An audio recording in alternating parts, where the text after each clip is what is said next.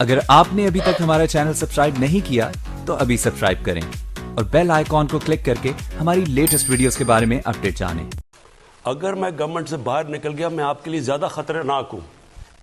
ابھی تک تو میں چپ کر کے یا آفس میں بیٹھا ہوتا ہوں اور تماشے دیکھ رہا ہوتا ہوں۔ میں اگر سڑکوں پہ نکلایا نا تو آپ کے لیے چھپنے کی جگہ نہیں ہوگی۔ As per the Prime Minister of Pakistan, the state of the economy has given Imran Khan sleepless nights. Now, Pakistan is facing the biggest economic crisis in history. It has been ranked as a country with the 4th highest inflation rate in the world. کیا خوش فہمی ہے کیا کہ وہ انہوں نے سیاست میں آ کے تو پاکستانی قوم پہ کوئی احسان کیا ہے؟ دیکھیں آج بھی انہوں نے کیا کہا، انہوں نے کہا جی مجھے تو سیاست میں آنے کی کیا ضرورت تھی، میں تو بڑی پرعیش زندگی گزار سکتا تھا، آرام دہ زندگی گزار سکتا تھا۔ تو خان صاحب اگر آپ کو کوئی ضرورت ہی نہیں تھی تو پھر آپ کیوں آئے سیاست میں؟ کہ میں گھر گیا تو میں زیادہ جو ہے، اس کا مطلب حکومت آپ سے ہوتی نہیں ہے تو صرف آپ کنٹینر پہ چڑھ کے وہی آپ کا ایک کارنامہ ہے۔ آج وزیر اعظم کی جو گفتگو تھی وہ اس میں محسوس ہوتا تھا کہ خود گھبرائے ہوئے ہیں۔ اچھا، ان کے پاس کوئی بات نہیں تھی۔ آج بھی جو وہ گفتگو کر رہے تھے ایسے لگ رہا تھا جیسے کوئی اپوزیشن لیڈر بول رہا ہے اور کنٹینر پہ کھڑا ہوا ہے۔ اگر میں گورنمنٹ سے باہر نکل گیا میں آپ کے لیے زیادہ خطرناک ہوں۔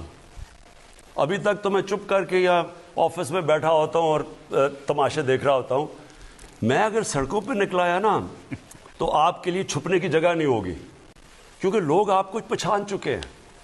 اور جو آپ نے اس ملک کے ساتھ 30 سالوں میں کیا ہے، 35 سالوں میں سب نے مل کے، آپ یہ سمجھ جائیں کہ یہ جو لاوا نیچے پک رہا ہے یہ لوگوں کو صرف آپ کی طرف دکھانا ہے، سڑکوں پہ نکلنا ہے، اور آپ دیکھیں گے کہ آپ ساروں کو پھر کوئی لندن بھاگ رہا ہوگا اور کوئی وہ آگے باقی لندن بھاگے ہوئے باقی بھی ادھر جا رہے ہوں گے۔ وہ کہتے ہیں جی وہ لندن سے آج آ جائے گا، کل آ جائے گا۔ ہم دعا کرتے ہیں کسی طرح وہ واپس آ جائے۔ اس حکومت کو گھر بھیجنے کے لیے وزیر اعظم کی اس دھمکی کے ساتھ کہ اگر انہیں نکالا گیا تو وہ زیادہ خطرناک ہو جائیں گے۔ دیکھیں بہت ہی افسوس ہوتا ہے کہ ہماری قومی گفتگو اتنی ستائی قسم کی ہے، کیا اپوزیشن کی اور کیا وزیر اعظم صاحب کی، کہ میں گھر گیا تو میں زیادہ جو ہے، اس کا مطلب حکومت آپ سے ہوتی نہیں ہے تو صرف آپ کنٹینر پہ چڑھ کے وہی آپ کا ایک کارنامہ ہے۔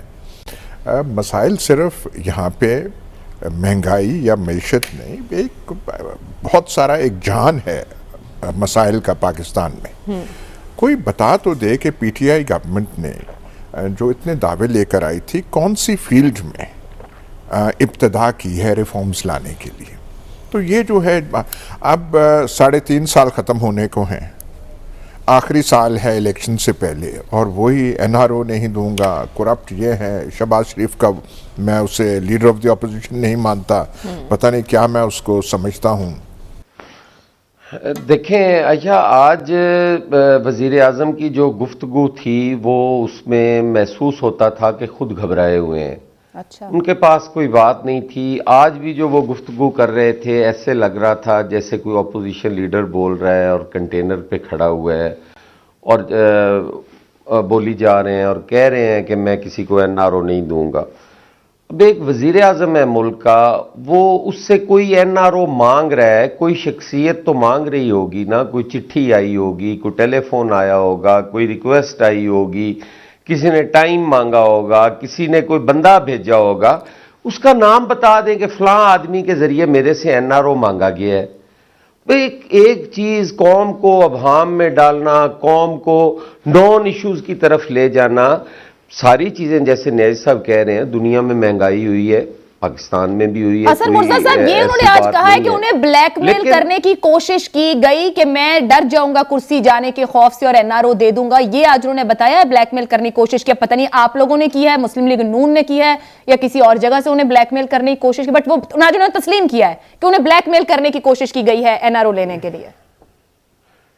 دیکھیں نا جی، انہیں کیا بلیک میل کیا گیا ہے؟ کیا کوئی وزیر اعظم ہاؤس کا دودھ بند کر لیا ہے کسی نے، گیس بند کر دی ہے، بجلی کاٹ دی ہے کہ انہیں بلیک میل کیا جا رہا ہے کہ آپ این آر او دو گے تو یہ ساری چیزیں آپ کو ملیں گی؟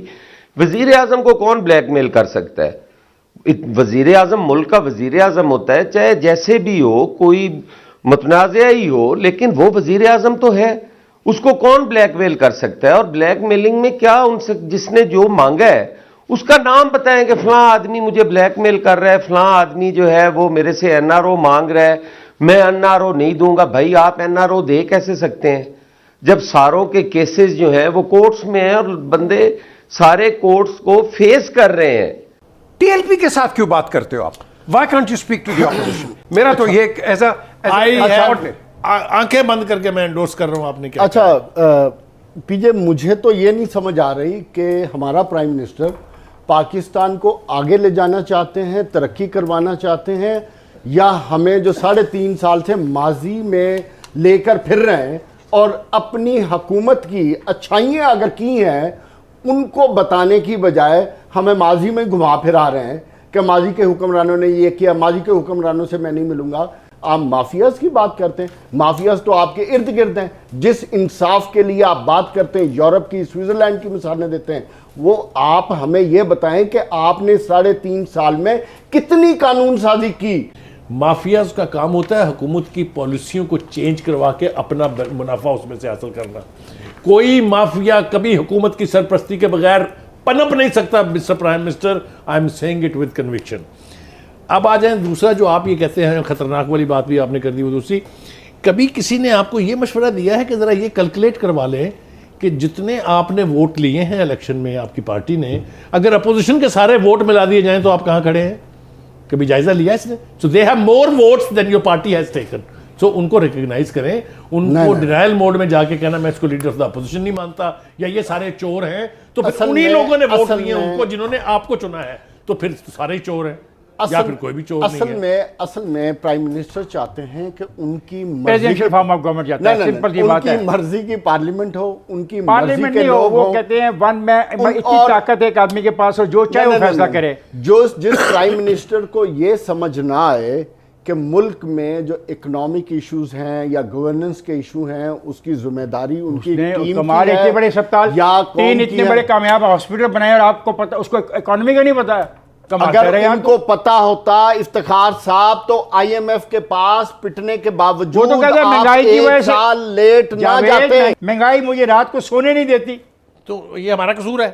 نہیں، یہ قصور ہم میڈیا کا ہے کیونکہ ہم ادھر جھوٹ بولتے ہیں.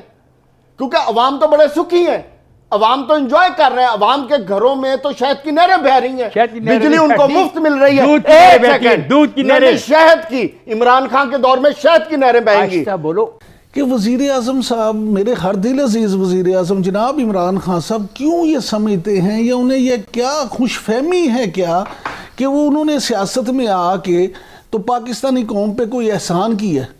دیکھیں آج بھی انہوں نے کیا کہا، انہوں نے کہا جی مجھے تو سیاست میں آنے کی کیا ضرورت تھی، میں تو بڑی پرعیش زندگی گزار سکتا تھا، آرام دہ زندگی گزار سکتا تھا. تو خان صاحب اگر آپ کو کوئی ضرورت ہی نہیں تھی تو پھر آپ کیوں آئے سیاست میں؟ معاف کیجئے گا، آپ بھی اسی ضرورت کے تحت سیاست میں آئے جس ضرورت کے تحت دوسرے سیاستدان آتے ہیں. آپ بھی اقتدار میں آنا چاہتے تھے، اقتدار لینا چاہتے تھے. آپ اگر یہ بات نہ ہوتی تو آپ الیکٹیبلز کو کبھی بھی اپنے ساتھ شامل نہ کرتے. آپ پیپلز پارٹی سے، نون لیگ سے، دوسری پارٹیوں سے وہ لوگ جن کو آج آپ بیساکھیاں قرار دیتے ہیں، کبھی بھی وہ بیساکھیاں نہ لیتے.